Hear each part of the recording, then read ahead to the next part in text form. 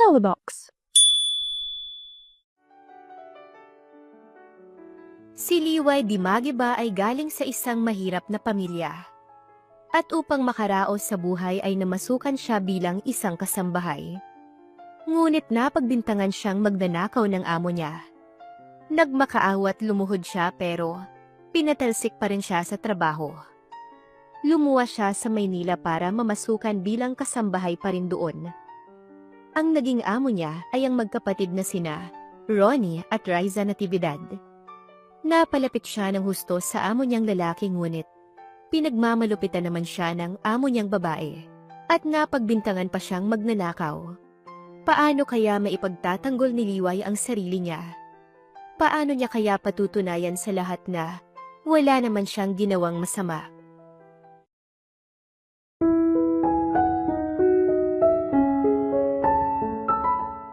Anak, pagpasensyahan mo na ako ha.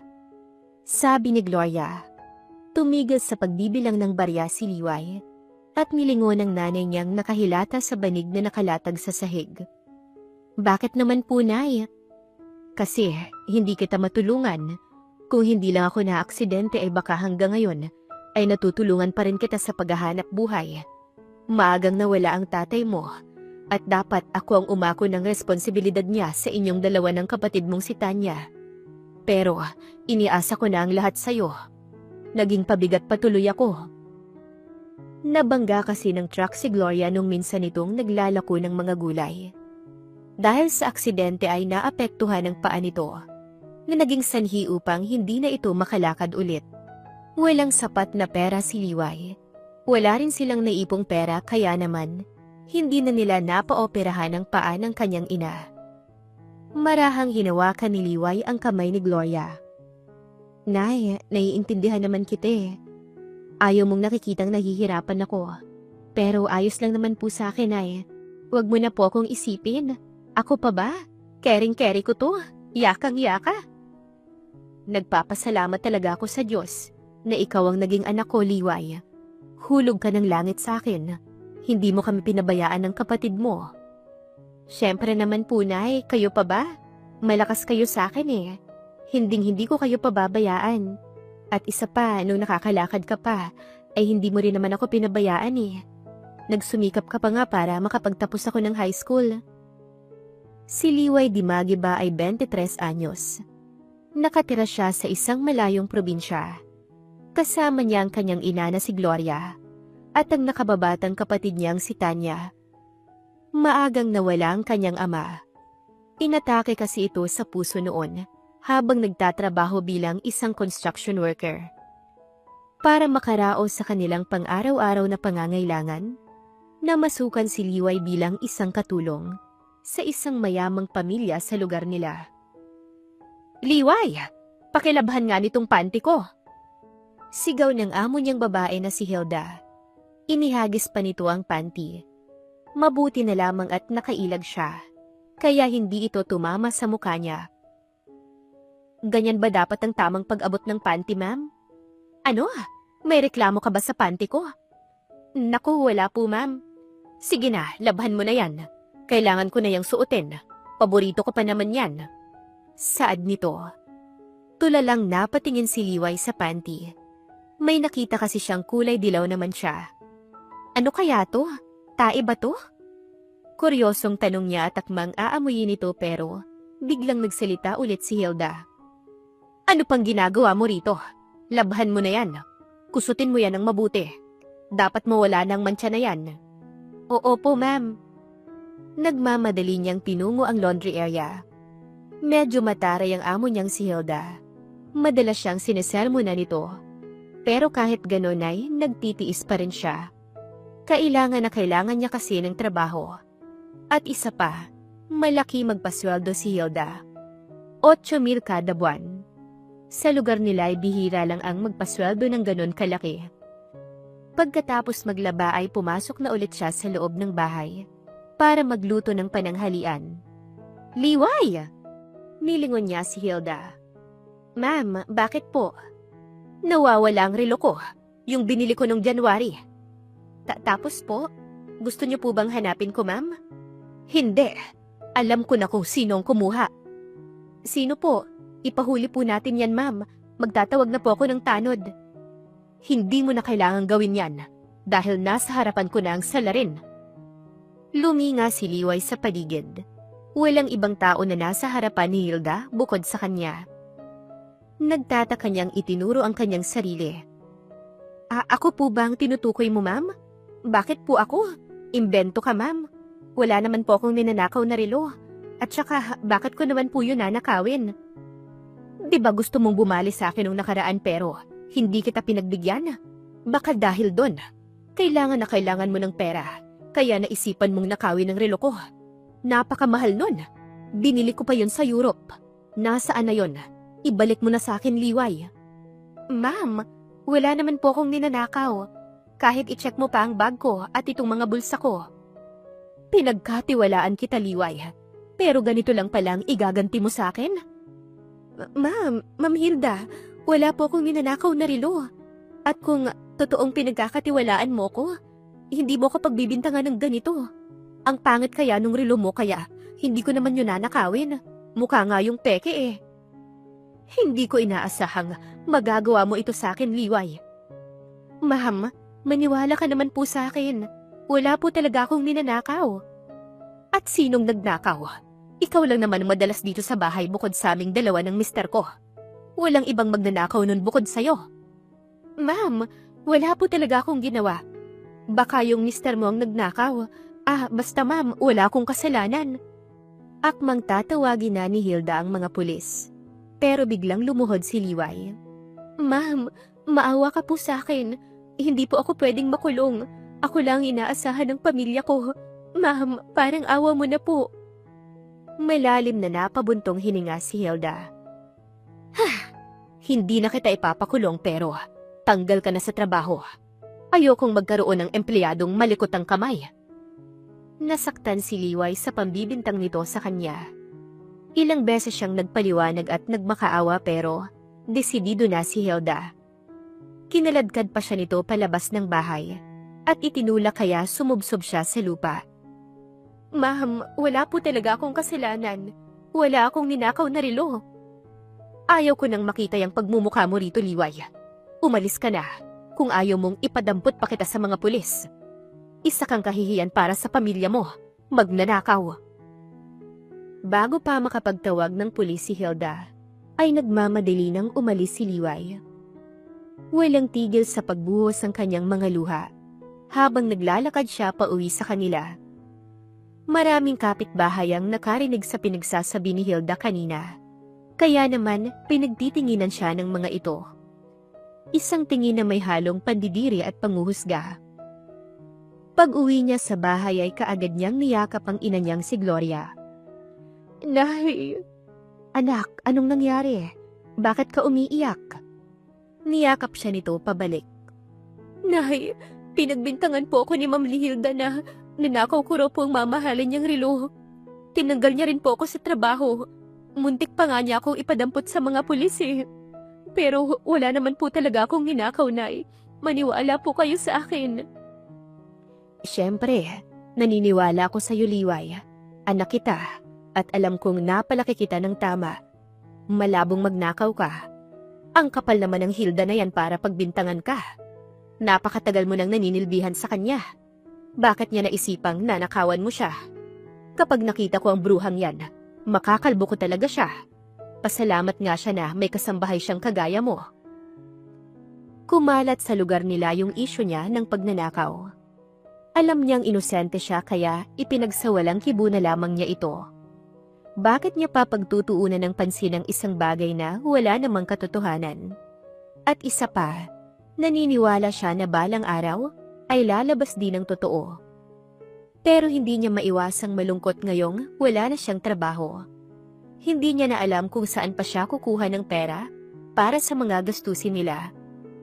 Mabuti na lamang at tumawag ang pinsan niyang si Hasmin. Oh, Hasmin, napatawag ka. Magandang araw sa'yo, insan. Narinig kong nawalan ka ng trabaho dahil sa bruha mong amo na si Hilda. Napabuntong hininga siya. Ay, oo nga eh. Nako, saktong-sakto. Magre-resign ako sa trabaho ko. Inaaya na kasi ako magpakasal ng jowa ko eh. Sa Davao na kami titira. Baka naman gusto mong ikaw na lang ang pumalit sa akin dito sa Maynila. Malaki magpasweldo ang amo ko. Napangiti si Liway at sinabing, "Talaga? Oo naman, Hasmin. Medyo malayo ang pamilya pero may intindihan naman siguro ni nanay at ni Tanya kung luluwas ako riyan." "Abay, mabuti. Kakausapin ko na sina mama at sir. Babalitaan na lang kita ulit kapag okay na ang lahat. Ako na rin ang bahala sa pamasahe mo papunta dito." Natapos na ang tawag pero nakangiti pa rin si Liway. Masaya siyang magkakaroon na ulit siya ng trabaho. At mas lalo siyang naging masaya dahil sa wakas ay makakatapak na rin siya sa Maynila. Matagal niya nang pinapangarap na makapunta roon. Kinagabihan ay tumawag ulit si Hasmin sa kanya at sinabing pumayag na ang boss nito at tanggap na siya sa trabaho bilang kasambahay. Kaagad niya itong ibinalita sa kanyang ina. "Nay, may bad news at good news po ko." "Nakakakaba naman iyan, anak." Napakamot ng ulo si Liway. "Anong klaseng balita ba ang gusto mong unang marinig, Nay? Yung good news o yung bad news?" "Yung masamang balita muna, Liway." "Ang bad news po ay, mapapalayo po ako sa inyo dahil kailangan kong lumuwas ng Maynila." "Bad news ba yan? Di ba'y matagal mo ng pangarap na makapunta sa Maynila? Pero bakit ka luluwas doon? Ano ba yung good news mo?" "May trabaho na po ko. Tumawag kasi sa akin si Hasmin, Nay. Aalis na siya sa pinagtatrabahuhan niya. Kaya ako nang papalit sa kanya doon. Malaki raw magpasahod ang boss niya." "Magandang balita iyan, anak." Marahan niyang hinawakan ang kamay ni Gloria. "Kaso, Nay, matatagalan bago ako makauwi dito. Pero kapag sumahod naman po ko ay, padadalhan ko po kayo agad ni Tanya ng pera dito." "Naiintindihan kita, anak." Lumuwas na siya ng Maynila. Habang nasa bus siya ay halos mapunit na ang labi niya sa kakangiti. Masaya siyang nakatingin sa labas ng bintana. Kumuha pa siya ng litrato gamit ang dikipad niyang cellphone. "Sana pala rin ako sa Maynila. Hala, nakalimutan ko palang itanong kay Hasmin kung mabait ba ang boss niya. Pero mabait kaya ang boss niya? Bahala na. Ang mahalaga'y malaki itong magpasweldo. 20,000 ba naman sa isang buwan? Napakalaking halaga at malaking tulong na yun para sa pamilya ko." Tumigil ang bus sa terminal. Excited siyang bumaba at pumara ng taxi. Yun kasi ang bilin sa kanya ni Hasmin. Dapat taxi ang sasakyan niya para dire-diretso ang biyahe niya patungo sa bahay ng magiging amo niya. Hawak-hawak niya ang isang papel na may address. Address na ibinigay sa kanya ng kanyang pinsan. "Neng, saan ka?" Tanong ng driver na tumigil sa harapan niya. Ipinakita niya ang papel. "Alam mo po ba kung saan ito, Manong?" Napakamot ng ulo ang driver at sinimangutan siya. "Neng, hindi ko mabasa. Sulat kamay ba iyan? Ang pangit naman. Parang kinahig ng manok." Napangiwi siya. "Grabe ka naman, Manong." Binasa niya na lang ang nakasulat sa papel. Mabuti na lamang at alam ng driver kung saan iyon. Umupo siya sa backseat. Umandar na ang taxi. Nakatitig lamang siya sa bintana. Halos idikit na niya ang mga mata niya sa salamin. Manghang-mangha siya sa mga nagtataasang building na nakikita niya. Grabe! Ang tataas pala talaga ng buildings dito sa Maynila. Walang panama yung building sa probinsya namin na hanggang 3 palapag lang. At saka, napakarami ng sasakyan dito. Doon sa amin ay bilang lang ang may kotse. Madalas ay sumasakay lang kami sa kabayo at kalabaw para makarating sa bayan. "First time mo ba dito, Ineng?" "Opo." Saan ka ba galing?" "Sa sinapupunan po ng nanay ko." Charot lang, Manong. Napakalayo pa po ng probinsyang pinanggalingan ko. Lumuwas po ako rito sa Maynila para mamasukan bilang kasambahay. Tumango-tango ang driver. Kinalabit niya ito. "Manong, totoo po ba yung chismis na maraming pogi dito?"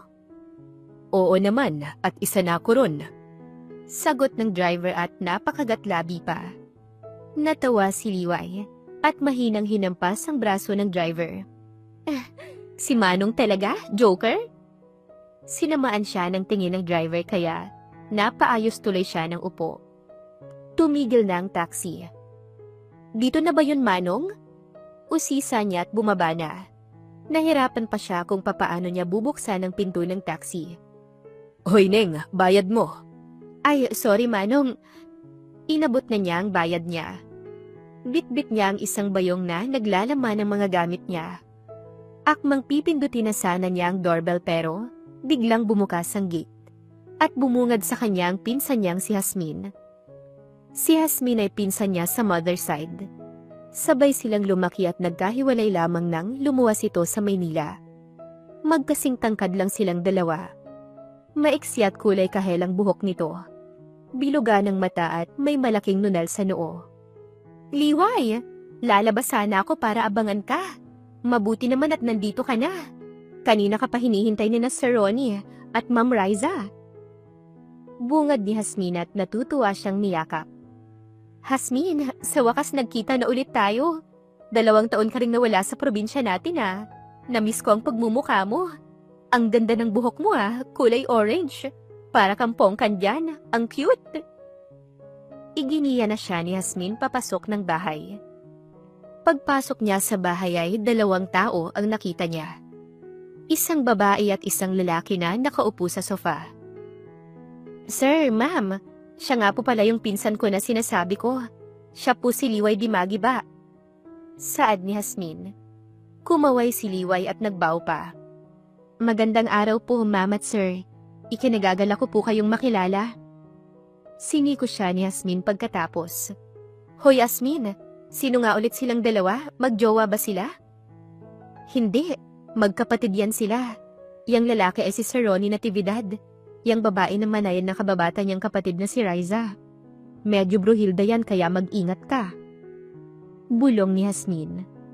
Si Ronnie ay 28 anyos at isang CEO. Noong namatay ang parents nila ni Riza, ay ito na ang nagpatakbo ng mga business nila. Matangkad, moreno, guwapo at singkit ito. Si Riza naman ay 20 anyos lang at nag-aaral pa sa kolehiyo. Related naman sa business ang kursong kinuha nito. May katangkaran din. Payatang pangangatawan, maputi. May kulot at maiksing buhok. Singkit din at ubod ng kinis ang muka. Humakbang si Ronnie papalapit sa kanya. Ako nga pala si Ronnie, ang magiging boss mo. Sa akin manggagaling ang sahod mo. Kung pwede sana ay ayusin mo ang trabaho mo. Ayoko rin ng pasaway na maid. Opo sir, ayusin ko po ang trabaho. Sanay po ako sa mga gawaing bahay. Kung hindi niyo po na itatanong ay, naging kasambahay din po ako sa probinsya namin, bago man ako lumuwas dito. Wala namang nagtatanong sa'yo. You're so madaldal. Sabat ni Riza, at sinumaan siya ng tingin. Napaismed siya. Ang sungit naman ng babaeng to. Maganda sana. Sabi niya sa kanyang isipan. Jasmine, bago ka umalis ay ituro mo na muna kay Liway ang mga bagay na dapat niyang matutunan. Kailangan ko nang umalis, may meeting pa ako. Mamayang 5:00 pa ang uwi ko. Bili ni Ronnie, at naglakad na ito palabas ng bahay. Kuya Ronnie, wait for me. Sasabay na ako sa'yo. Sigaw ni Riza, at kaagad na hinabol ang binata. Nakasunod ang tingin ni Liway sa magkapatid. Jasmine, ganun ba talaga si Ma'am Riza? Parang suplada siya. May attitude ng konti. Natatawang tumango si Jasmine. Oo, ganyan talaga si Ma'am Riza. Ewan ko ba dyan? Mabait naman ang kuya niya pero ibang-ibang ugali niya. Pero pagpasensyahan mo na lang.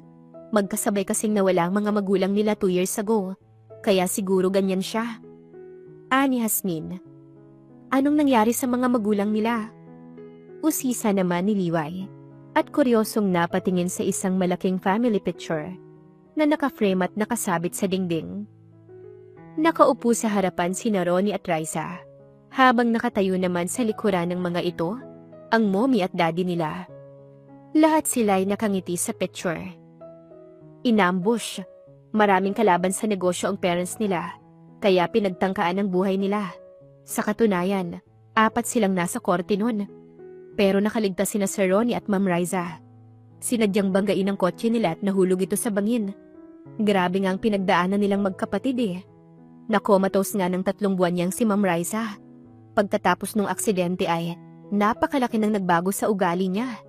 Naging bugnutin, palaging masama ang loob at mataray. Pagkukwento ni Jasmine. Tama na munang tsismisan natin, Liway. Ituturo ko muna sa'yo yung mga kailangan mong gawin dito. Pagkatapos maituro ni Jasmine ang mga gagawin, ay tumambay muna sila sa pool area at uminom ng juice. Uy Jasmine, congrats nga pala sa nalalapit niyong kasal ng boyfriend mo. Sabi niya. Isang cheers naman dyan. Dagdag pa niya sabay taas ng baso niya. Salamat Liway, sana ikaw rin. Pupunta talaga ako sa kasal mo. Hanapan muna ako ng boyfriend bago mo ko ipresyo na magpakasal na. Sagot niya. Ang dami mo kayang maniligaw doon sa probinsya natin. Sa lahat ng babae doon ay ikaw ang pinakaligawin. Bakit wala kang naging boyfriend sa haba ng mga lalaking nakapila sa'yo? Ayaw ko sa kanila eh. Humagalpak ng tawa si Jasmine. Hindi ko kasi makita sa kanila yung spark, Jasmine. Yung tipong magsuslow motion ng paligid kapag nakita ko na yung lalaking para sa akin talaga. Yung bibilis biglang tibok ng puso ko at parang may mga paru-parong nagliliparan sa tiyan ko. Paliwanag niya. In short, choosy ka lang talaga. Ani Jasmine. Hindi naman sa choosy. Kahit nga pangit ay papatulan ko. Basta maramdaman ko lang sa kanya yung spark na hinahanap ko. Depensa ni Liway at napanguso siya. Ang dami mong kaek-ekan, Liway. Pero sana mahanap mo na yung spark na yan. Para naman maranasan mo na ring magkajowa. Ang sarap kaya ng may ka-holding hands habang naglalakad. Tapos yung may mag-good morning sa'yo sa umaga. At good night naman sa gabi. Tapos may kiss ka pa sa pisngi at madalas ay sa labi. Sabi ni Jasmine. Jasmine, may tanong ako. Kapag umalis ka na, ibig sabihin ay, ako lang kaisa-isahang maid dito, hindi ba? Bakit isang maid lang ang tinanggap nila dito? Pag-uusisa ni Liway. Maraming maid dito dati, kaso nagsialisan dahil kay Ma'am Raisa. Hindi nila nakayanan ang pag-uugali niya. Ako lang yung nakapagtiis. Sa hirap ba naman ng buhay, at sa laki nilang magpasahod, hindi ko sila maiwanan. Kaya ikaw, kung gusto mong magtagal dito, pagtiisan mo na lang siya. At isa pa, si Ma'am Raisa lang naman ang masama eh. Mabait naman si Sir Ronnie. Mabilis mo lang siyang makakasundo. Litanya ni Jasmine. Kinailangan ng umalis ni Jasmine kaya si Liway na lang ang naiwang kasambahay. Si Liway ang naglilinis, nagluluto, nagdidilig ng halaman at naglalaba. Wala siyang ibang katulong kaya naman, pagod na pagod tuloy siya araw-araw. Liway, magpahinga ka na muna. Kanina mo pa minamop yung sahig. Sabi ni Ronnie na nakaupo sa sofa at may binabasang folder. Biglang sumulpot si Raisa. No, hindi siya pwedeng magpahinga. Maid siya rito at trabaho niya naman yan. Saka lang siya magpapahinga kapag natapos niya na yan. Sabat nito, at inirapan pa siya. Malalim na napabuntong hininga si Liway. May juice dito oh, malamig pa. Sabi naman ni Ronnie. No kuya, hindi pwede. Mahal ang juice. Magtubig na lang siya kung nauuhaw siya. Or kung gusto niya ng juice, bumili siya ng kanya. Sabat naman ni Raisa. Ay, okay na po ko Sir Ronnie. Hindi naman po ako nauuhaw. Tsaka hindi ko po kailangan ng juice. Sabi na lamang ni Liway. At sa sobrang inis niya ay, minap niya pati ang paa ni Raisa. Ano ka ba? Sahig yung imamop mo, hindi ang paa ko. Asik ni Raisa at itinulak niya papalayo si Liway. Ay, sorry po ma'am. Pareho kasing may dumi yung sahig at yung kuko mo. Sagot ni Liway. What did you say? Singhal ni Raisa at hinila ang kwelyo niya. Tandaan mo, maid ka lang dito, Liway. Huwag kang umasta na parang napaka-importante mo rito. Pwede ka naming palitan anytime. Pumagit na si Ronnie sa kanila. Padabog na naglakad paalis si Raisa. Napailing-iling si Ronnie. Pagpasensyahan mo na ang kapatid ko. Iyon naman po ang palagi kong ginagawa, sir. Kahit ako ay hindi ko na rin maintindihan si Raisa. Naging ganyan na ang ugali niya simula nung mawala sila mama at papa. Sir, Ngayong wala na po si Ma'am Riza, pwede na po ba akong mag-juice? Akala ko ba ayaw mo? Gusto ko po talaga ng juice, sir. Sinabi ko lang naman na ayaw ko para tumigil na po si Ma'am Riza. Kamot-ulong tugon ni Liway. Natatawang sinalina ni Ronnie ng juice ang isang baso at iniabot ito sa kanya. Kaagad naman iyong nilagok ni Liway. Noong sumapit ang lunch ay sabay silang dalawa na kumain. Inaya kasi siya ni Ronnie. Malungkot kumain mag-isa, kaya sabayan mo na ako. Ani Ronnie. Nakangiti namang hinila ni Liway ang upuang nasa tapat ng binata. Sir, bago tayo kumain ay magdasal po muna tayo. Pagkatapos magdasal ay nilantakan na nila ang pagkain. Ang sarap talaga ng luto mo, Liway. Puri ni Ronnie sa niluto niyang adobo at pinakbit. Oo naman po, sir. Proud po ako sa mga niluluto kong pagkain. Bata pa lang po ako ay tinuturuan na po akong magluto ng nanay ko. Kapag yumaman ako, sir, bala ko po sanang magtayo ng restaurant. Malay mo, baka magkaroon ka talaga ng restaurant sa future. Sana nga po, sir. Naikwento mo sa akin yung nanay mo. Ikwento mo naman yung tatay mo. Ay, matagal na pong tegi ang tatay ko, sir. High school pa lang po ko nung binawi siya sa amin ni Lord. Pasensya na, nagtanong pa ako. Ayos lang, sir. Matagal naman na po yun. Matagal ko na rin pong tanggap na wala na talaga siya. At kung nasaan man siya ngayon, ay alam kong binabantayan niya kami. Napangiti bigla si Ronnie. Sir, bakit ka ngumingiti dyan? Namatayan na nga po ko tapos ngumingiti ka pa, sir? Charot lang po. Pero bakit ka ba kasi ngumingiti? Namamangha lang ako sa'yo. Nawalan ka ng tatay pero mas pinili mo pa rin tignan ng positive side. Po, hindi ko naman po tinitignan ng positive side, sir. Sa'yo po ako nakatingin. Ano po yung positive side, sir? May ganun po bang side? May negative side din po ba? Side by side lang po kasi ang alam ko eh. Humagalpak ng tawa si Ronnie. Nakakatawa ka talaga, Liway. Ginawa mo naman akong clown, sir. Maiba ko. May kapatid ka ba, Liway? Opo, isa po, si Tanya. 18 na po siya. Nasa huling taon na siya ng high school. May plano ba siyang mag-college? Opo, sir. Kaya nga po nagsusumikap ako. Lalo para makapag-aral siya sa universidad na gusto niya. At para din po maabot niya ang pangarap niya na maging isang guro balang araw. Naghahanap ako ng scholar sa kumpanya ko. Pwede ko siyang bigyan ng scholarship. Talaga po? Oo. Kahit sa eskwelahan niya gustong mag-aral ng kolehiyo, ako na ang bahala. Sa sobrang tuwa ni Liway ay nilapitan niya si Ronnie at niyakap. Maraming salamat, sir. Hulog ka ng langit. Mukha ka nang ang anghel. Ugaling anghel ka pa. The best ka, sir. Hindi ko na po problemahin ang pang-tuition ni Tanya. Salamat talaga, sir. Ako naman ang namomroblema sa pagyakap mo. Hindi na ako makahinga. Bakit kasi sa liig ko nakayakap? Sabi ni Ronnie kaya kumala sa pagkakayakap si Liway at nahihiyang lumayo sa binata. Naku, sorry po. Nadala lang po ko ng aking emosyon. Sobra lang talaga akong natuwa sa kabaitan mo, sir. Salamat po ulit. Walang anuman.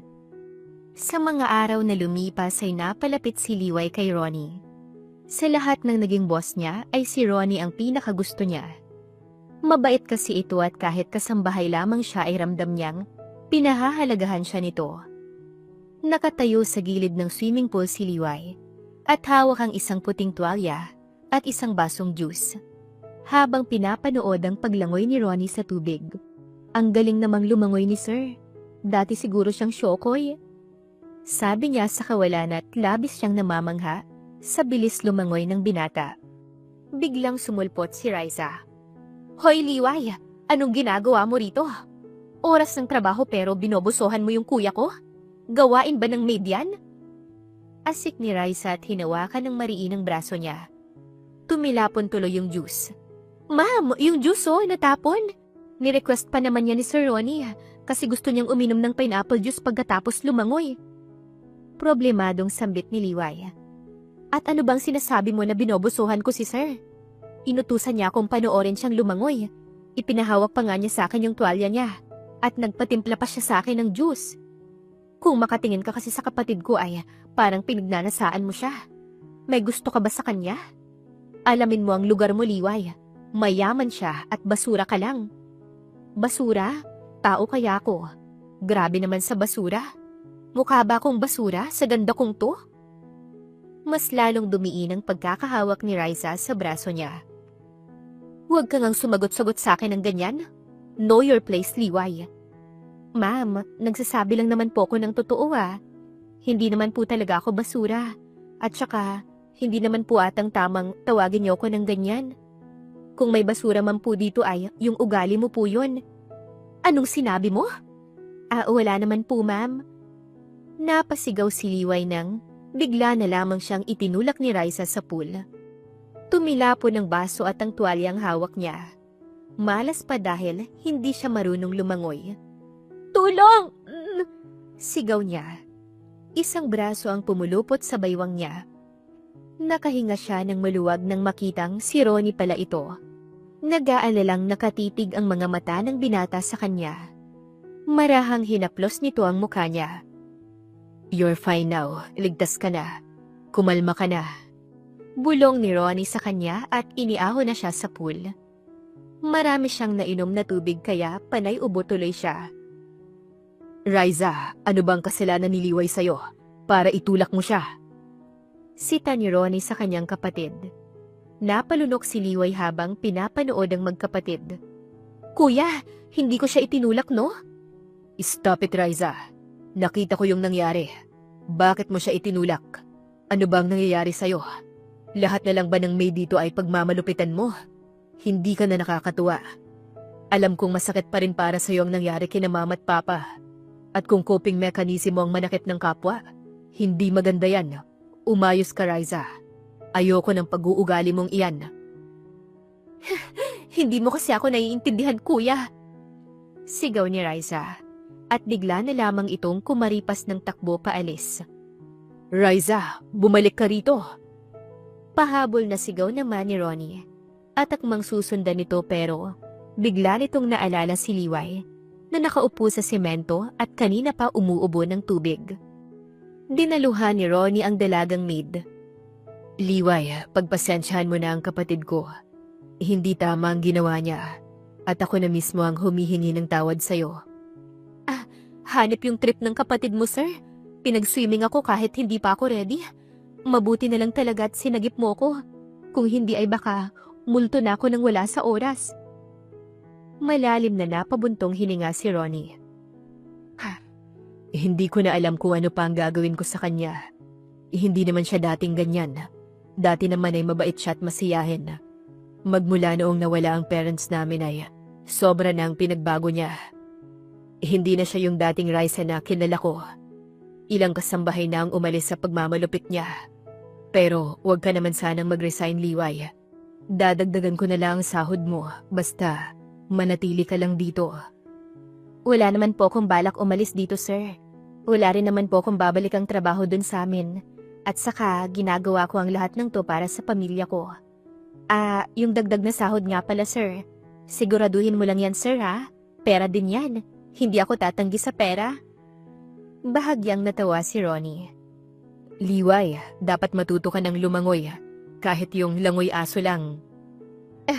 Sa dami ng teknik sa paglalangoy, langoy aso talaga ang gusto mong matutunan ko, sir?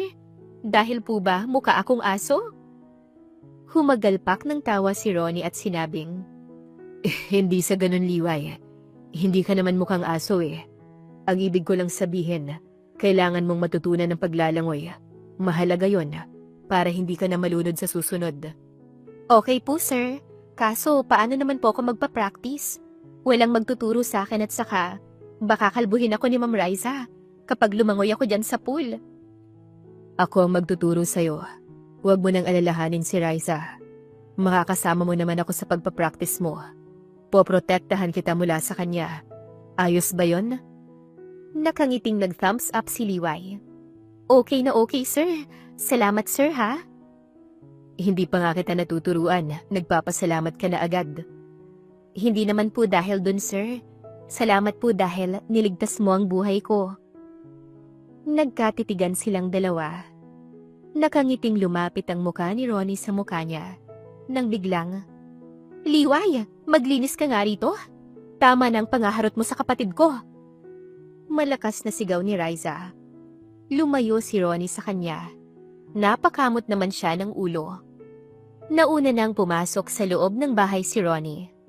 Kunot noon namang nakasunod ang tingin niya sa binata. Bakit kaya bigla niya nalang nilapit ang mukha niya kanina? May balak ba siyang halikan ako? May gusto kaya yun sa akin? Napaka-filingera ko naman masyado. Sobrang imposible naman na babalakin ni Sir Ronnie na halikan ako, no? Sa gwapo niyang yun, imposible talaga? Sabi niya sa kanyang sarili. At pumasok na rin sa loob ng bahay. Kinabukasan araw ng linggo, kaya walang trabaho si Ronnie. Maaga pa lang ay kumatok na ito sa kanyang kwarto. "Liway, gumising ka na dyan." "Sino ka bang maingay ka? Natutulog pa yung tao eh, ang aga-aga." "Si Ronnie to." Napabalikwa siya ng bangon sa kama. Kaagad niyang pinagbuksan ng pinto si Ronnie. "Maingay na pala ako ngayon." Mapang-asar na tanong nito. "Hoy sir, biro lang yun. Pero bakit ka ba nandito sa labas ng kwarto ko, sir? 5:00 pa lang ah." "Wala akong trabaho ngayon, kaya ngayong araw nakatuturo ang lumangoy." "Langoy? Agad-agad? Teka lang sir, maliligo muna ako." "Wag na, mababasa ka rin naman sa pool." "Ay oo nga pala, tara na sir." "Hindi mo na kailangang maligo sa banyo pero may isa kang kailangang gawin." Kumunot ang noo niya. Ano po yun, sir?" "Magsipilyo ka muna." Nanlaki ang kanyang mga mata. Inamoy pa niya ang sarili niyang hininga at halos mahimatay siya. Mabuti na lang sinabi mo, sir. Baka bumulagta ka na dyan sa sahig kakasalita ko rito. Teka lang, sir. Magtutoothbrush po muna ako. Mabilis lang to, sir. Wait ka lang dyan." Mabilis siyang nagtoothbrush. Ngumiti pa siya nang nakalabas ngipin sa harap ng salamin. Ipinagmamayabang ang kompleto at maputi niyang ngipin. "Pak, pwede ng endorser ng toothpaste to?" Komento niya sa kanyang sarili. Natatawa niyang hinawi ang kanyang buhok at binalikan si Ronnie. Nagtungo na sila sa pool area. Sunod-sunod siyang napalunok ng maghubad ng damit si Ronnie. Muli na naman niyang nasilayan ang magandang pangangatawan nito. Nagawa pa niyang bilangin kung ilang abs ang meron nito. Grabe si Sir Ronnie. Saktong-sakto ang papandesal niya sa ganitong oras. Nakakatakam. Sabi niya sa kanyang isipan. Napatingin ang binata sa kanya. Mabilis siyang umiwas ng tingin at pinamulahan ng pisngi. "Uy, hindi ko tinititigan yung abs mo, sir, ha?" "Ha? Wala naman akong sinasabi." Sagot ni Ronnie at natawa sa kanya. "Tara na, sir. Tumalo na tayo sa pool." Aya niya. "Hindi pa pwede. Hindi ka pwedeng lumangoy ng nakapadyama dyan. May binila ko ritong rash guard. Suotin mo." Kaagad na nagpalit ng rash guard si Liway. "Sir, kasyang-kasya sa akin. Medyo masikip nga lang sa bandang braso pero okay na to." Sabi niya at nag-thumbs up pa kay Ronnie. Inalalayan siya ni Ronnie pagbaba nila sa pool. "Sir, hindi ko na po abot yung sahig ng swimming pool." "Huwag kang nervyusin. Nandito ko. Hindi kita pababayaan." Nagkatinginan silang dalawa. Bumilis ng husto ang tibok ng puso ni Liway. Siya ang unang umiwas ng tingin. Hindi niya kinaya ang pagtitig ni Ronnie sa kanya. Tinuruan siya ni Ronnie ng iba't ibang klase ng paglalangoy. Pero sa lahat ng yun ay, langoy aso lang ang pinaka natutunan niya. "That's it for today. Medyo gumagaling ka na sa paglangoy." Ani Ronnie. At umahon na sila sa pool. "Sir, may tanong po ko. Ilang taon ka nung una kang natutong lumangoy?" 4 years old. "Grabe! Nung 4 years old ako, naglalaro lang ako ng lupa at basura sa likod ng bahay namin." "Sir, ipinanganak kang mayaman hindi ba? Na-enjoy mo naman po ba yung kabataan mo?" "Oo naman." "Curious ako, sir. Ano po ang nilalaro ng mga mayayamang kagaya mo nung bata ka pa?" "Hindi ako pinapayagang lumabas ni Mama. Madalas nasa bahay lang ako at naglalaro ng iPad at computer. Nakikipaghabulan sa mga aso. Nakikipag-unahan lumangoy sa swimming pool kasama ng mga pinsan ko. Naglalaro rin kami ng water gun. Napamaang si Liway. Lahat kasi ng sinabi ni Ronnie ay hindi niya naranasan noong kabataan niya. Hindi naman uso sa kanila yung computer noon. Hindi rin siya nakipaghabulan sa aso pero minsan na siyang hinabol ng aso noong nangangaroling siya sa kapitbahay nila. Hindi rin siya natutong lumangoy dahil bukod sa walang swimming pool sa kanila, marumi din ang mga ilog at dagat kaya hindi nila nalalangoyan. Ikaw ba, Liway? Kamusta ang childhood mo sa probinsya nyo? Naku, masayang masaya sir. Marami kaming nilalaro ng mga kababata ko. Naglalaro kami ng luto-lutoan ng mga kaibigan ko. Niluluto namin yung mga dahon, tapos dahon din yung pera namin. Naglalaro din kami ng tagu-taguan tapos umuwi ako ng bahay lagi kaya hindi nila ako nahanap. May patintero at tumbang preso din. Tumbang preso na dapat lata yung babatuhin, pero mukha ko yung binato ng tsinelas. Nagkapeklat nga po ko rito sa noo kasi yung tsinelas ng kalaro ko, may alambre pala. Napakadaya ng mga kalaro ko noon. Nagbabahay-bahayan din kami sir. Malas pa dahil ako palagi yung lola. Umaakyat din po kami sa bundok ng mga kaibigan ko. Tapos naaalala ko pa na tuwing linggo, nagpupunta kami sa simbahan para magbenta ng mga sampagita at kandila. Hindi maalis ang ngiti sa labi ni Liway habang ikinukwento ang magandang childhood niya sa probinsya nila. Simple lang pero masaya. Sana ma-experience ko din ang ganyan. Saad ni Ronnie. Gusto mo ring mabato sa noo ng tsinelas na may alambre, sir? Humagalpak ng tawa si Ronnie at inilingan siya. Natigil ang pag-uusap nila nang sumulpot si Riza. Anong ginagawa niyo? Tanong nito at tinaasan siya ng kilay. Ma'am, tinuruan po akong lumangoy ni Sir Ronnie. Lumangoy? Lumangoy ka sa pool namin? My gosh! Why did you do that? Di nadumihan tuloy yung pool. Napangiwi siya. Riza, masyado pang maaga para magmaldita ka. Tantanan mo na si Liway. Huwag ka ring magalit sa kanya dahil ako naman ang nagsabi na tuturuan ko siyang lumangoy dito sa swimming pool natin. Kung magagalit ka ay sa akin na lang. Sabat ni Ronnie. Really kuya? Bakit ba ang bait-bait mo sa babaeng yan? Do you like her? My gosh naman kuya. Sa maid pa talaga? Sa isang katulong at poor? Nakakahiya. Asik ni Riza. Hindi sumagot si Ronnie. Kunot noon namang napatingin si Liway sa binata niyang amo. At ikaw naman Liway, sumama ka sa akin. May iuutos ako sa'yo. Mariing sambit pa ni Riza. Kaagad niya naman itong sinundan. Ma'am, ano po ba yung iuutos niyo? Labhan mo tong mga damit ko. Tugon ni Riza. At itinapon sa harapan niya ang napakaraming damit. Dinampot niya ang mga ito. Ma'am, nalabhan ko na po ito kahapon.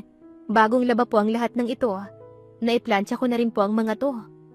So, anong paki ko? Labhan mo ulit. May reklamo ka ba? Baka nakakalimutan mong boss mo rin ako. Kung gusto mong magtagal sa trabaho mo, sumunod ka sa lahat ng utos ko. Okay po ma'am. Tinalikuran na siya ni Riza. Nadapa si Riza kaya naman bumulwak siya ng tawa. Tinatawanan mo ba ako, Liway? Hindi po ma'am. Maglalaban na po ko. Mabilis siyang nagtungo sa laundry area. Ipinaglihiba sa sama ng loob si Ma'am Riza. Ibang-iba talaga siya kay Sir Ronnie. Sana man lang bumait-bait siya para makaakyat siya sa langit. Sabi ni Liway sa kawalan. Habang napapalapit siya kay Ronnie, ay mas lumalala naman ang galit sa kanya ni Riza. Mas lalo din siyang pinapahirapan nito. Hindi niya maintindihan kung bakit ganun umasta ang dalaga niyang amo. Pero mas pinili na lamang niyang deadmahin ito. Sira ang banyo sa kwarto ni Liway, kaya napagpasyahan niyang maligo na lamang sa banyo na nasa unang palapag. Doon sa main CR. Wala naman kasing gumagamit nun dahil bawat kwarto sa bahay ay may kani-kaniyang banyo. Kampante siyang walang ibang tao na papasok sa CR. Kaya hindi na rin siya nag-lock pa ng pinto. Hindi naman kasi pumupunta sa banyo na ito si Ronnie o si Riza. Hinubad na niya ang kanyang mga damit. Sinimulan na niya ang pagligo. Biglang bumukas ang pinto. Si Ronnie ang nakita niya. Pareho silang nagulat sa isa't isa at sabay din silang napasigaw. Bigla na lamang hinimatay si Ronnie. Mabuti na lamang at hindi bumagsak ang ulo nito sa sahig dahil napasandal ito sa pinto. Kaagad naman dinampot ni Liway ang tuwalya at itinapis sa katawan niya. Tsaka niya nilapitan si Ronnie. Sir? Sir Ronnie? Sir, gising! Bakit ka ba hinimatay? Nagtanong pa talaga ako? Paano ka sasagot wala ka namang malay? Hinimatay si Ronnie dahil ito pa lang ang unang beses na makakakita ng babaeng walang suot na kahit na ano. Inalalayan niya si Ronnie palabas ng banyo. Nakasalubong pa nila si Riza. What the hell? Bakit ka nakahubad? At bakit walang malay si Kuya Ronnie? Anong ginawa mo sa kanya, Liway? Sabi ko na nga may pagnanasa ka talaga sa kapatid ko. How dare you? Muntik na siyang tamaan ng sampal ni Riza. Mabuti na lamang at nakailag siya kaso si Ronnie tuloy ang tinamaan ng palad ni Riza. Nagising bigla si Ronnie. Sir, buhay ka na ulit. Mabuti naman po. Nanlaki ang mga mata ni Ronnie nang maalala niya ang nakita niya sa banyo. Bigla na lamang itong kumaripas ng takbo paakyat ng hagdan. Anong ginawa mo sa kuya ko? Sita ni Riza. Wala akong ginawa sa kanya, no? Naliligo lang ako sa banyo tapos bigla siyang pumasok at hinimatay nung nakita niya ako. Hinimatay ba talaga? O may pinainom ka sa kanya para mawalan siya ng malay at mapagsamantalahan mo siya? Loka ka ba? Bakit ko naman yan gagawin? Grabe din yung imagination mo, no? Bakit dito ka sa banyo na to naliligo? May sarili ka namang banyo Siguro, nalaman mong sira ang banyo ni kuya. At alam mong dito siya maliligo kaya dito ka rin naligo para magpapansin sa kanya. Nakahit-hit ka ba ng katol, ma'am? Una po sa lahat, sira po ang banyo ko sa kwarto. Pangalawa, hindi ko alam na sira din ang banyo sa kwarto ni Sir Ronnie. At panghuli, hindi ako nagpapapansin sa kanya.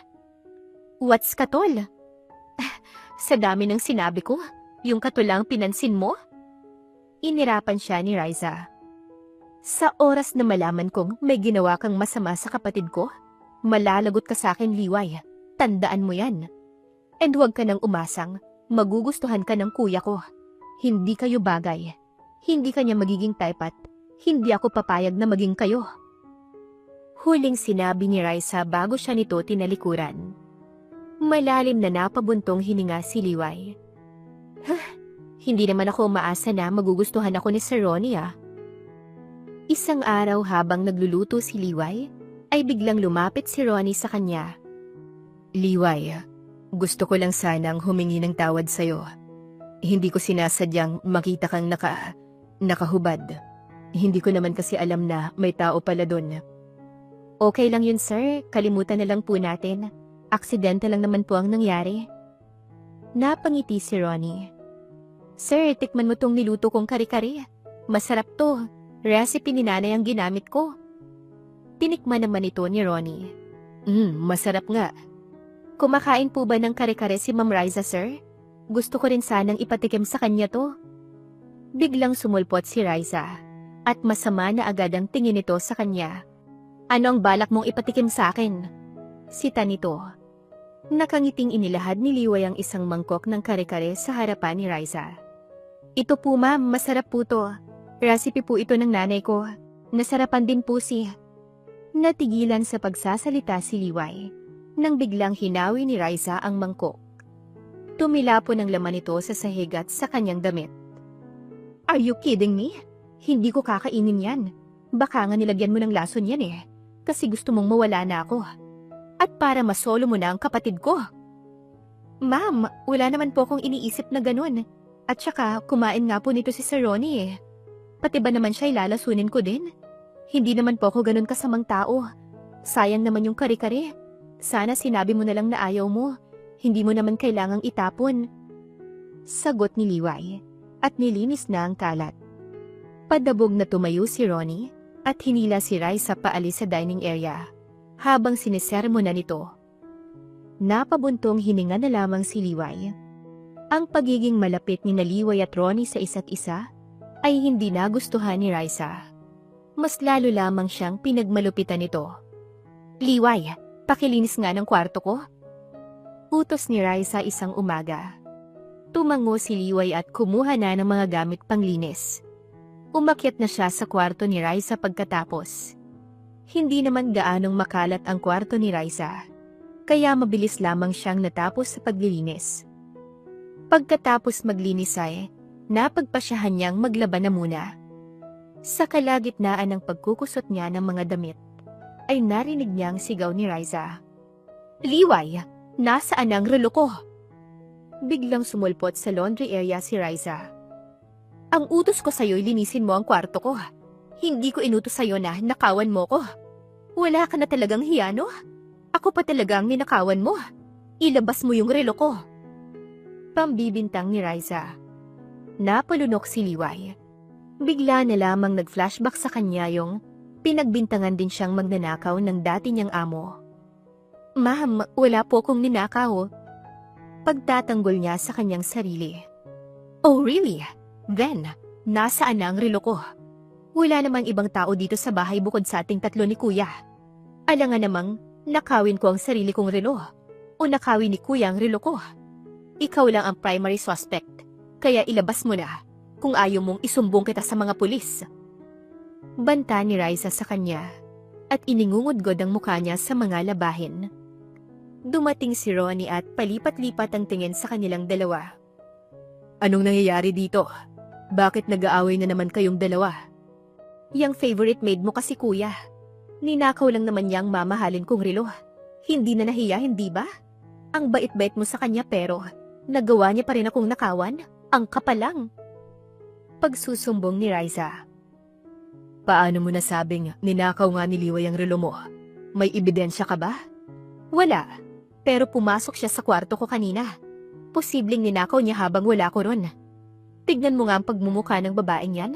Sa itsura pa lang niya, hindi na mapagkakatiwalaan. Hindi ko nga gets kung bakit tiwalang-tiwala ka sa kanya, Kuya. Ginayuma ka ba niya?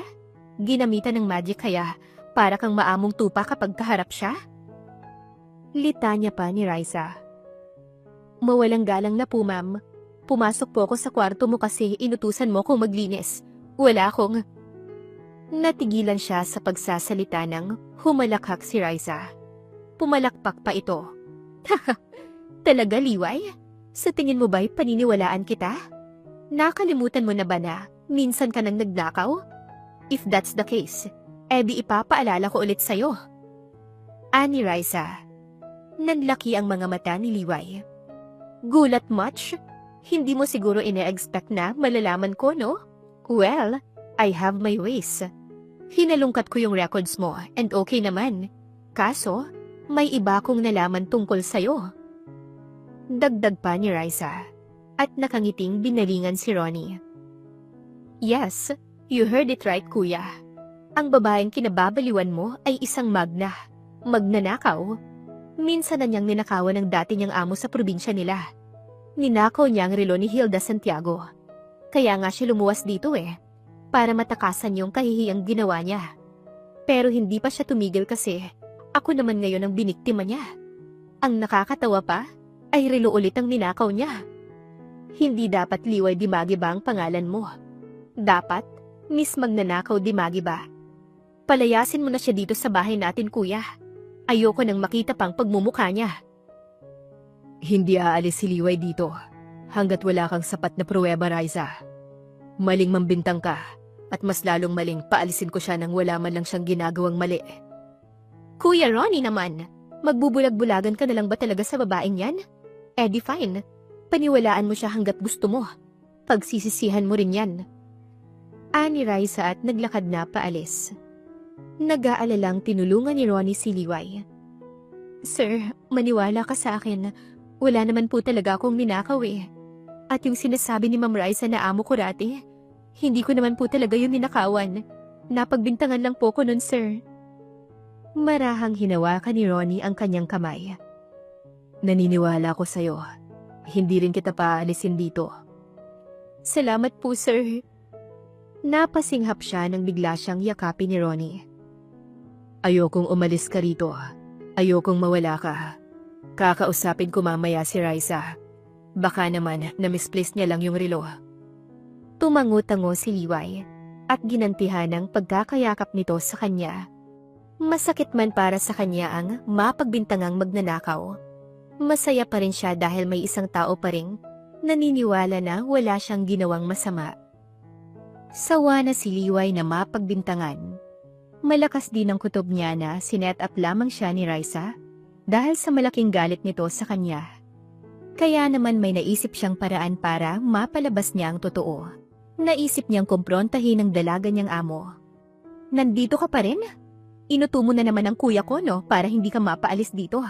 At saka, ano naman ang ginagawa mo rito sa kwarto ko? Nanakawan mo ba ulit ako?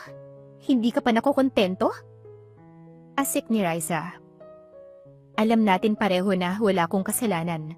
Sinet up mo lang ako para mapalayas ako ni Sir Ronnie. Humagalpak ng tawa si Raisa at mahigpit na hinawakan ng balikat niya.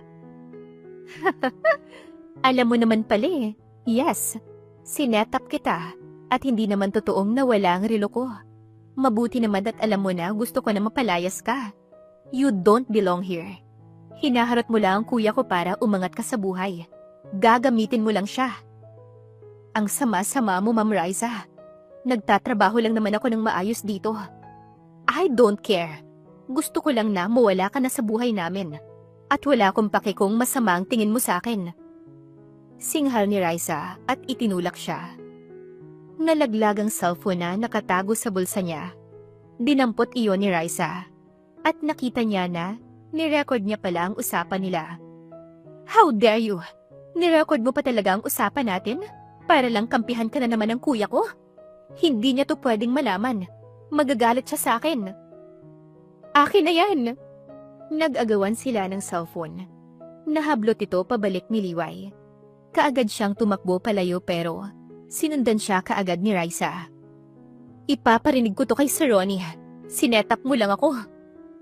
Nagsabunutan sila at hinila pa ni Raisa ang paa niya para lang hindi siya makahakbang. Nagtaka si Liway nang bigla na lamang tumayo si Raisa malapit sa hagdan. Nakangisi pa ito sa kanya. Oo, magagalit si kuya sa akin dahil sinetap kita. Pero mas magagalit siya sa'yo kapag pinalabas kong inihulog mo ko sa hagdan. Saad ni Raisa at inilaglag ang sarili nito sa hagdan. Napasinghap si Liway. Ma'am Raisa! Sigaw niya at parang naipako sa sahig ang mga paa niya. Nang makitang duguan si Raisa. Dumating si Ronnie at isinugod nila sa ospital si Raisa. Nanginginig ang mga kamay ni Liway. Labis din siyang namumutla dahil sa mga nangyari. Galit siyang binalingan ni Ronnie. Anong ginawa mo sa kapatid ko? Wala akong ginawa sa kanya. Kapag may nangyaring masama kay Raisa, patatalsikin kita. Inuhulog ni Ma'am Raisa ang sarili niya sa hagdan. Sa tingin mo ba, maniniwala ko? Hindi niya magagawa yan. Akala mo lang hindi. Nagawa niya ngang iset up ako at pinalabas niya na ninakaw ko yung relo niya. Set up? Anong ibig mong sabihin? Inilahad niya ang cellphone niya kay Ronnie. Ipinarinig niya ang recording ng usapan. Nai-record din pati ang sinabi ni Raisa bago ito nahulog sa hagdan. Napasandal sa pader si Ronnie nang malamang si Raisa nga mismo ang naghulog sa sarili nito. Naniniwala ka na ngayon sa akin? Paano niya to nagawa? Ano ba ang pumasok sa utak niya at nagawa niyang ihulog mula sa hagdan ng sarili niya? Saan ba ako nagkulang? Nung nawala ang mga magulang namin, ay ako na ang tumayong nanay at tatay niya. Ginawa ko ang lahat para lang maging maayos ang buhay niya. Para magabayan siya. Bakit kailangan niyang gumawa ng ganitong kalokohan? Bakit kailangan ka pa niyang pagbintangan na magnanakaw para lang palayasin ka? Bakit nagawa niyang saktan ng sarili niya? Natigilan sila sa pag-uusap nang lumabas ang doktor. Sinabi nito na okay na ang pasyente at wala naman itong tinamo na malalang injury. Ginamot na rin nila ang tinamong sugat ni Raisa sa noo at braso. Pumasok na sila sa kinaroroonan ni Raisa. Gising ito pero nagkunwari itong tulog nung makita silang papasok. Alam kong may malay ka na ulit. Kailangan nating mag-usap, Raisa. Mariing sambit ni Ronnie. Masama ang tingin ni Raisa kay Liway. Ilayo mo sa akin ang babaeng yan, kuya. Balak niya akong patayin. Pagsusumbong nito. Alam ko na ang totoo. Ikaw mismo ang naglaglag sa sarili mo sa hagdan. Bakit mo yun ginawa, Raisa, ha? Hindi makatingin ng diretso si Raisa kay Ronnie. Raisa naman, paano kung nabagok ng husto yung ulo mo? Paano kung mas malala pa ang inabot mo? Gusto mo ba talagang mag-alala ko ng husto sa'yo? Kuya, sorry. Nagsimula nang umiyak si Raisa. Humawak ito sa braso ni Ronnie. Kuya, I am really sorry. Hindi na mauulit. Marahang hinaplos ni Ronnie ang buhok nito. Raisa, bakit mo yun nagawa? Kasi ayoko kay Liway. I hate her. Bakit ayaw mo sa kanya? Mabait naman siya sa'yo at sa akin. Ginagawa naman niya ng maayos ang trabaho niya. Kasi inaagaw ka niya sa akin. Kuya, nakikita ko na may gusto kayo sa isa't isa. Hindi yun pwedeng mangyari. Kasi ayokong magka-girlfriend ka. Ayokong magmahal ka ng iba. Kasi natatakot ako na baka kapag nangyari yun, maitsapwera na ako. Mawawalan ako ng pamilya. Mas magpo-focus ka sa ibang tao. May iwan akong mag-isa. Ayokong mangyari yun, kuya. Wala na sina mama at papa kaya ayoko na pati ikaw ay mawala din sa akin. Ikaw na lang ang pamilyang meron ako. Pero magmula nung dumating si Liway sa buhay natin, ay parang wala na akong halaga para sa'yo. Ako na kapatid mo. Ipinagpalit mo ko sa isang maid na yan. Mas marami kang oras kaysa sa kanya. Mas gusto mo na siyang kasama. Niyakap ito ni Ronnie. Napakurap naman si Liway. Ngayon ay alam na niya kung bakit gano'n na lamang umasta si Raisa sa kanya. Ngayon ay lubos niya na itong nauunawaan. Kuya, pwede bang iwanan mo muna kami ni Liway? Ani Raisa. Nakangiting tumango si Ronnie at nagpaalam na ito. Tumikhim si Liway at humakbang palapit kay Raisa. Liway, I'm sorry for everything. Sorry dahil pinagmalupitan kita. Sorry dahil sa kabila ng pagiging mabuti mo, ay naging masama pa rin ako sa'yo. Sorry dahil ang dami kong nagawang mali sa'yo. Sana mapatawad mo pa ako. Nagawa ko lang naman yun dahil natatakot ako na baka mawala sa akin si kuya. Mas nagiging close siya sa'yo at wala na siyang masyadong oras para sa akin. Napangiti si Liway. Alam mo, banas na banas ako sa'yo dati, Ma'am Raisa. Gusto kitang sabunutan at kurutin gamit ng nail cutter eh. Gigil na gigil ako sa kasamaan ng ugali mo. Pero huwag kang mag-alala. Napatawad na kita. Naiintindihan na kita. Wala namang perpektong tao eh. Lahat naman tayo nagkakamali. Ang mahalaga ay inamin mo rin na nagkamali ka. Ang Diyos nga nagpapatawad. Ako pa kaya? And Liway, yung tungkol sa dati mong amo na si Hilda. Yung tungkol sa issue mo ng pagnakaw ng relo niya. Nakausap ko si Hilda nung nakaraan. Ma'am, maniwala ka po sa akin.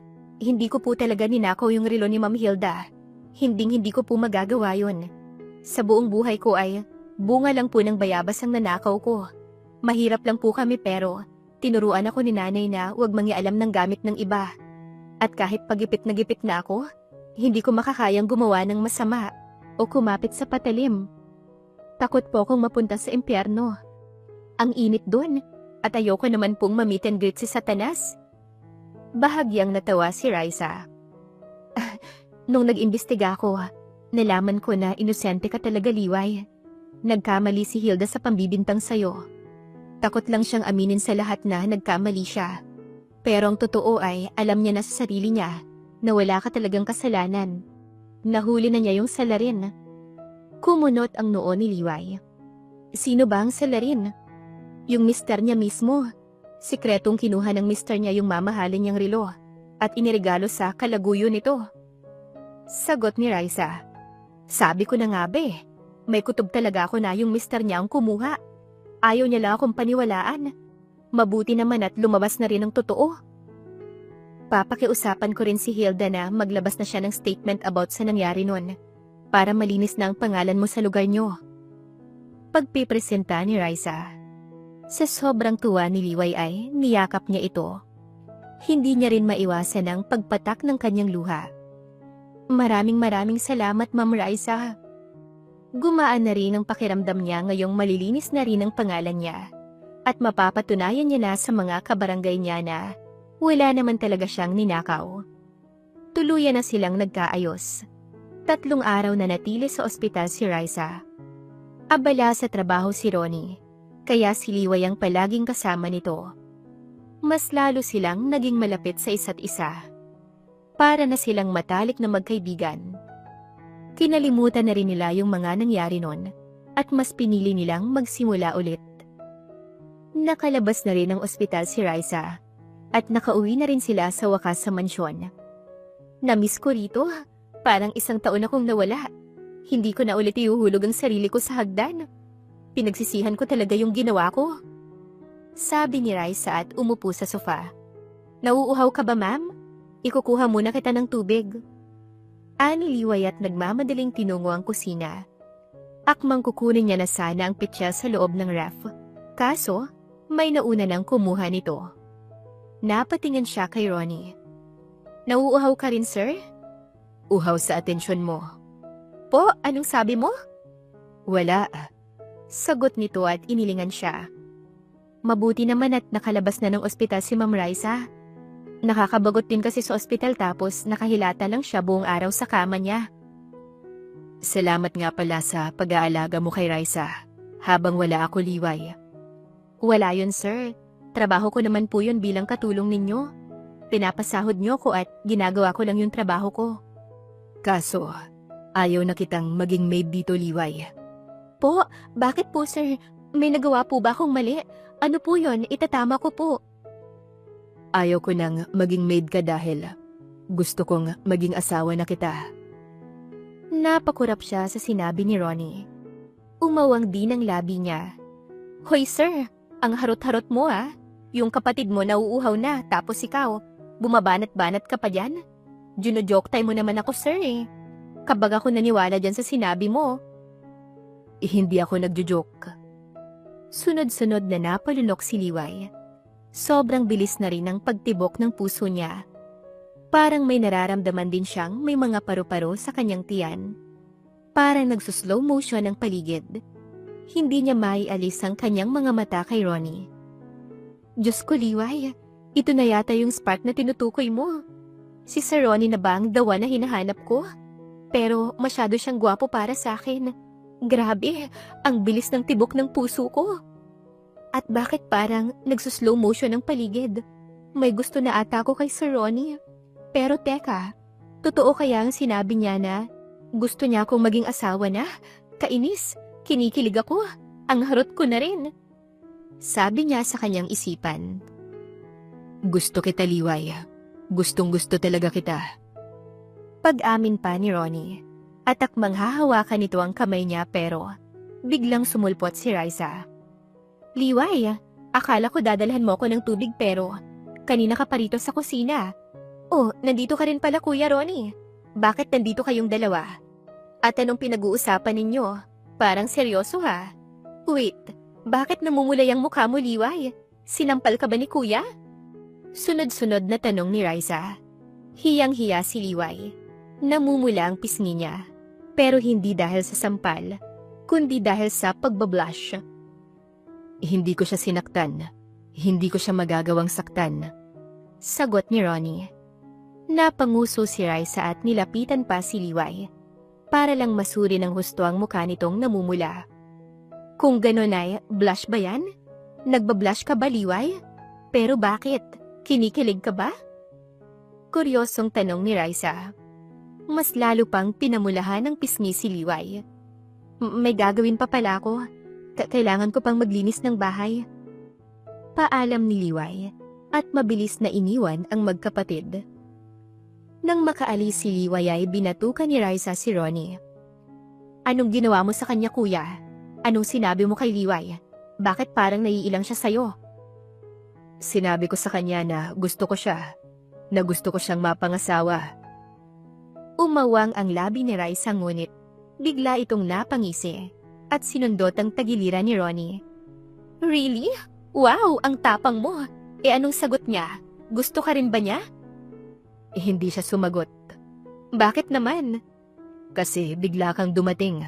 Sinira mo yung moment. I'm sorry kuya. Hindi ko naman kasi alam na may aminan na pala ng feelings dito. Hindi mo ko in-inform kaya nasira ko tuloy yung moment ninyong dalawa ni Liway. Pero sa susunod ay, hindi ko na kayo iistorbohin. Promise ko yan. And support ako sa inyong dalawa. I like her for you. Mabait si Liway at mapagmahal sa pamilya. Parang ikaw kuya. Sure ako na kapag naging kayo, magkakasundo kayo ng sobra. Sana lang talaga gusto niya rin ako. Nag-blush siya kanina. Parang may nararamdaman din ata siya para sa'yo. Ilaban mo yan kuya. If you really like her, huwag mo na siyang pakawalan pa. Gawin mo ang lahat para maging kayo na. Sumapit na ang gabi at oras na para sa hapunan.